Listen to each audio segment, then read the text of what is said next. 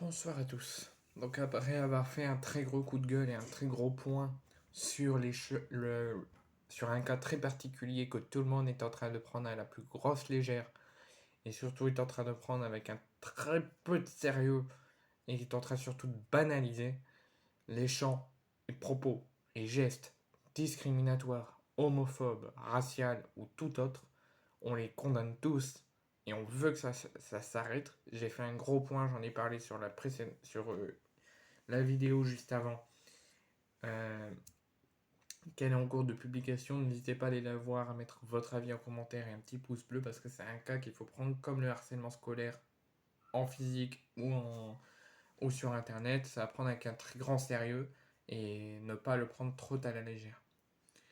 Donc on va faire, je vous ai dit qu'on ferait un point sur l'avenir de Javier Ribalta et des autres membres de la direction après la réunion entre tous les membres de la direction, mais aussi avec Franck McCourt.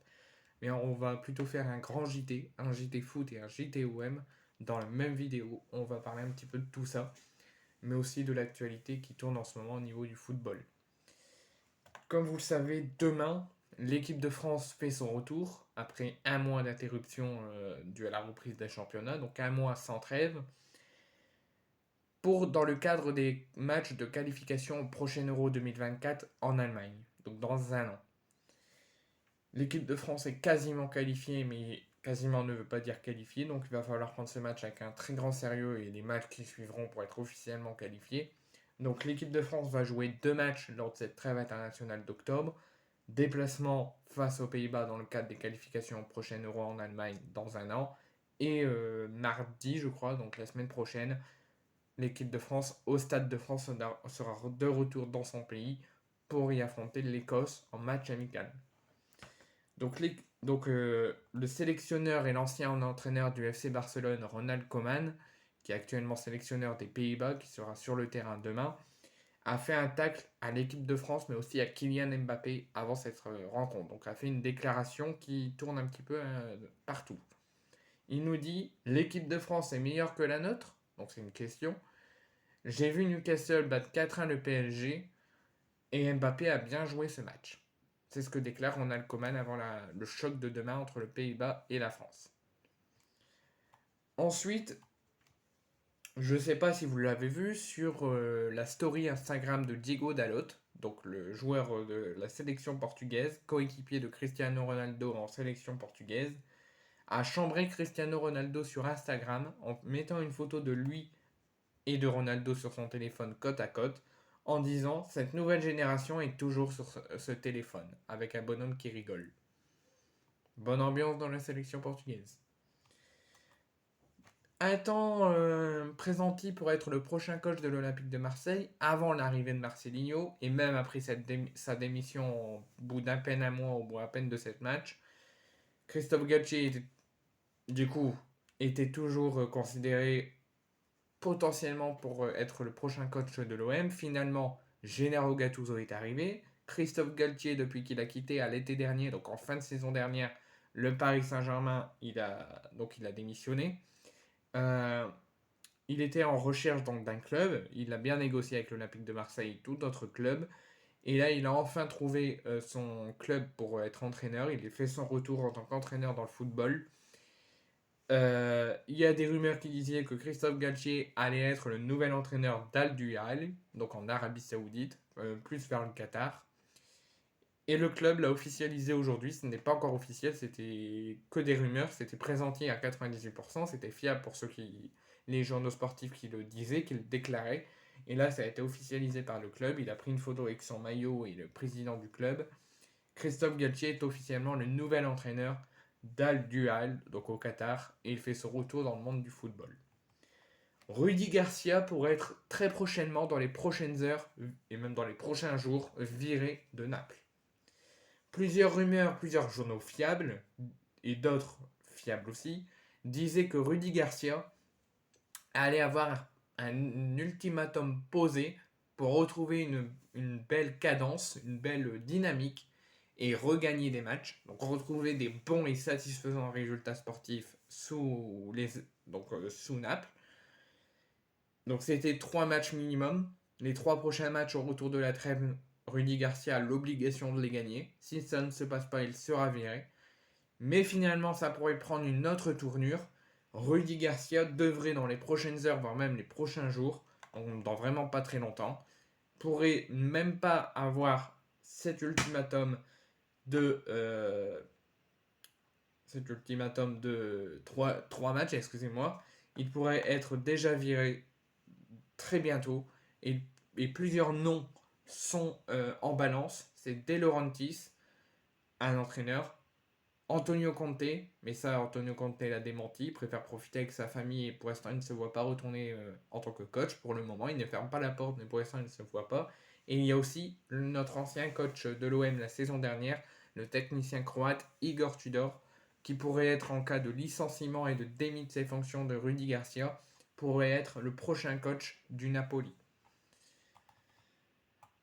Ensuite, je vous annonce que même le mercato fini, il y a encore des rumeurs mercato.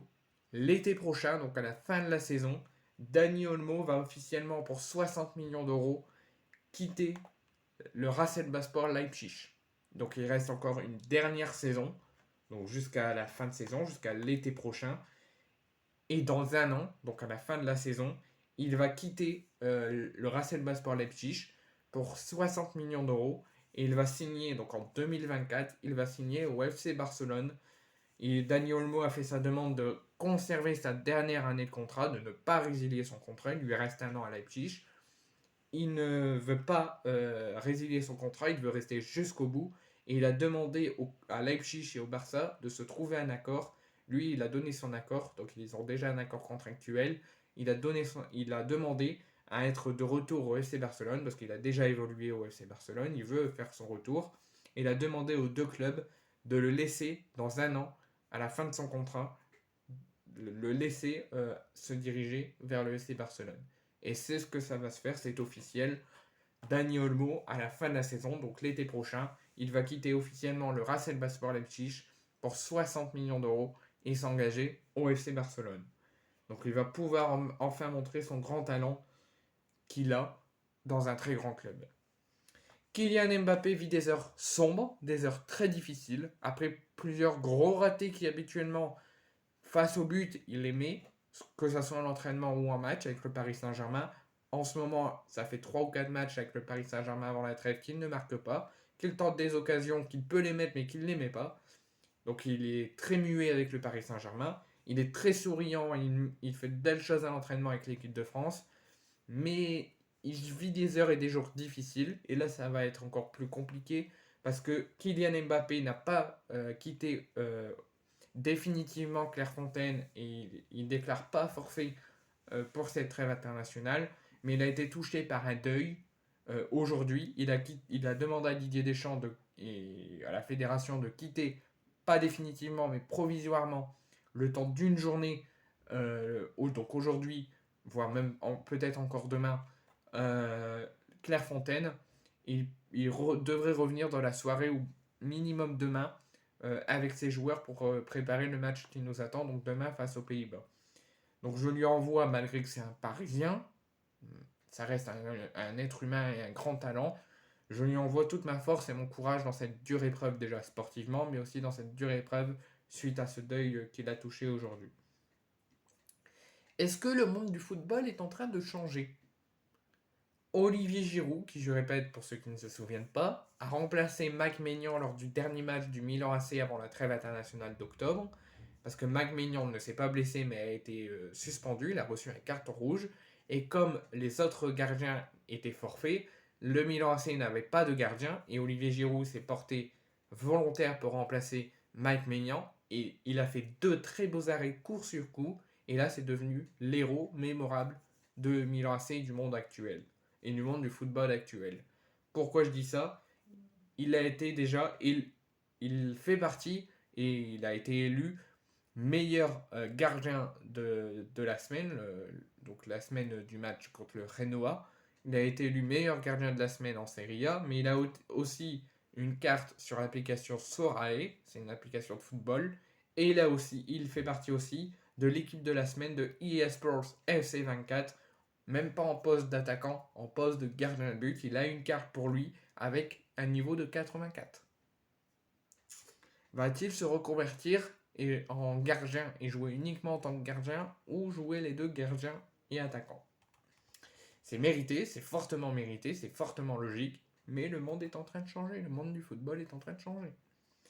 Je félicite également qui était présenté comme sélectionneur du Brésil, mais entraîneur du Real Madrid, Carlo Ancelotti, qui a reçu hier son diplôme d'un master de sciences et techniques des activités motrices préventives et adaptées en Italie, à l'université de Parme. Je lui envoie un très beau avenir et un gros félicitations. Ensuite, on va parler donc du JTOM, où il se passe énormément de choses, notamment sur la suite de la réunion entre tous les membres de la direction pour savoir qui reste, qui s'en va. Donc Pablo Longoria, lui c'est sûr, il n'a pas donné de décision parce que lui, il reste, il l'a annoncé en conférence de presse. Mais les autres, c'était moins sûr qu'il reste suite aux tensions avec les supporters lors de la réunion entre les groupes de supporters et la direction qui a donné donc la démission de Marcelinho. C'est officiel, Stéphane Tessier et Pedro Irando ne quittent pas le club.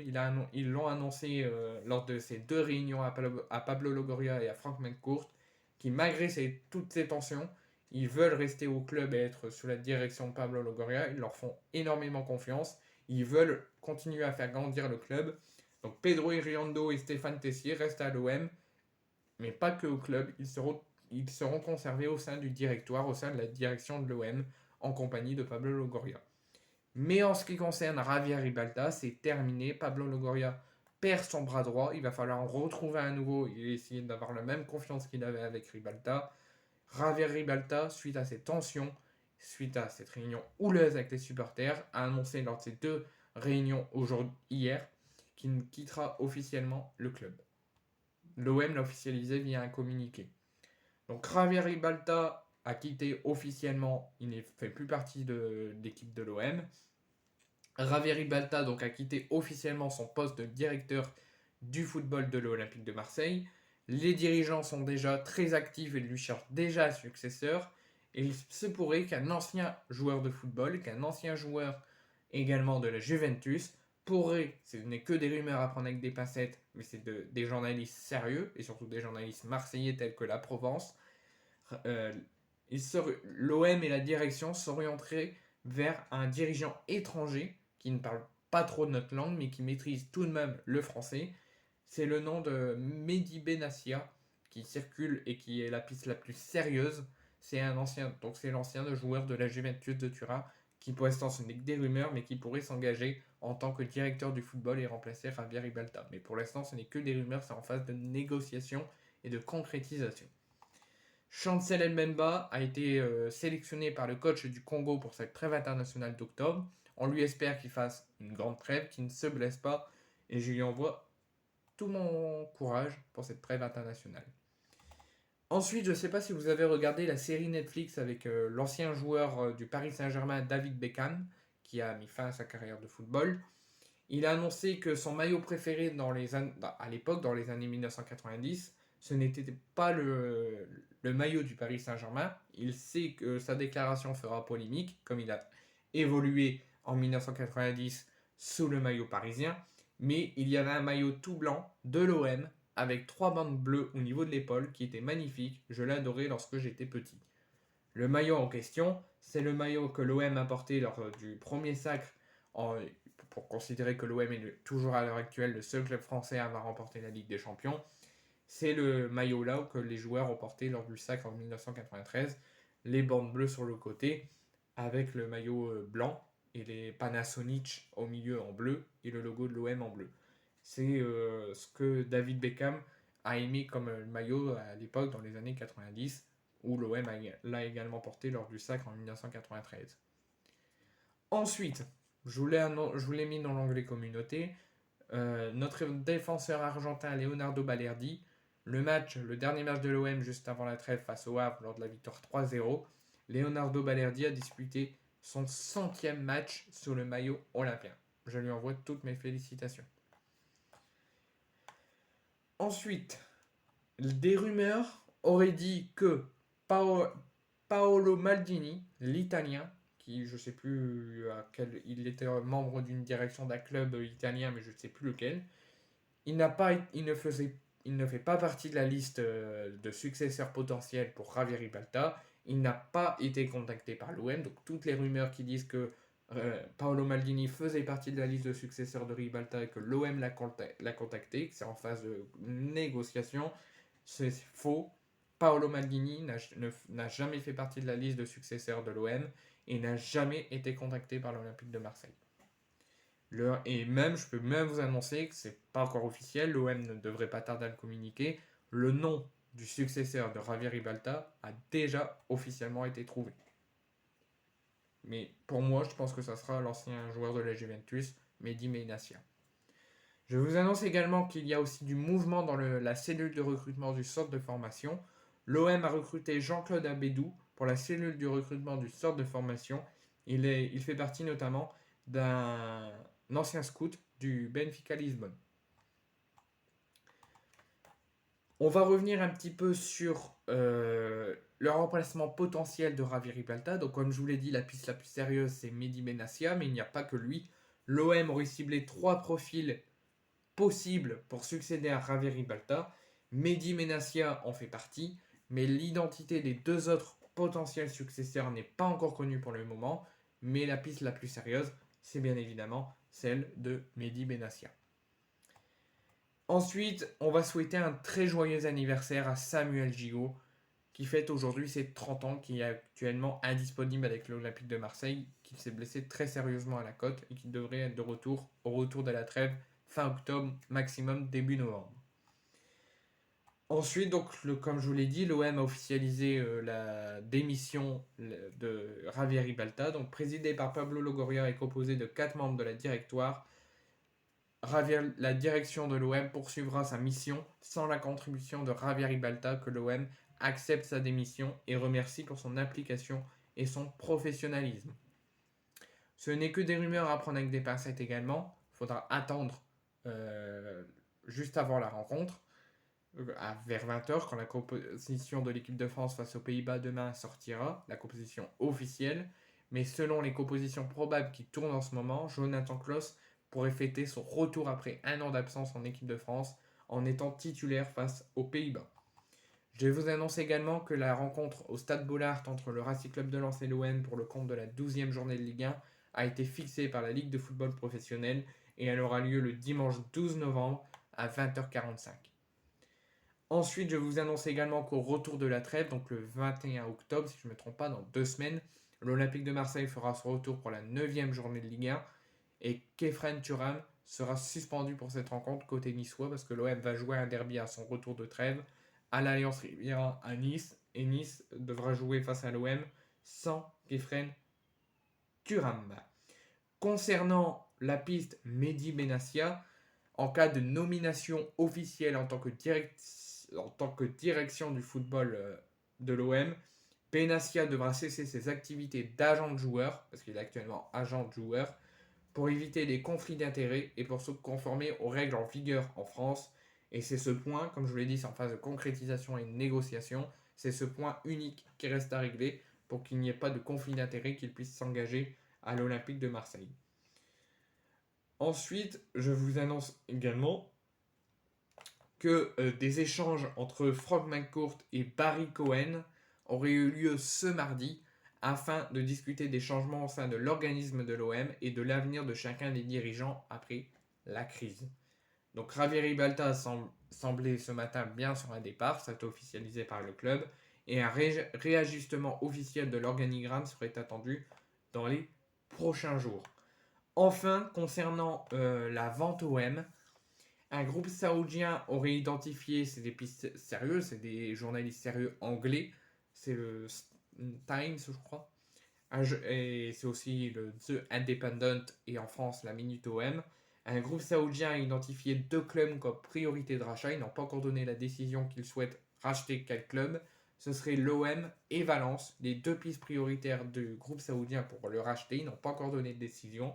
Des progrès considérables auraient été faits pour un rachat et les choses seraient plus simples pour l'OM que pour Valence parce que CMA-CGM, qui est actuellement le sponsor de l'OM, pousserait derrière avec l'aide d'un ancien ministre qui a été sous les ordres d'Emmanuel Macron.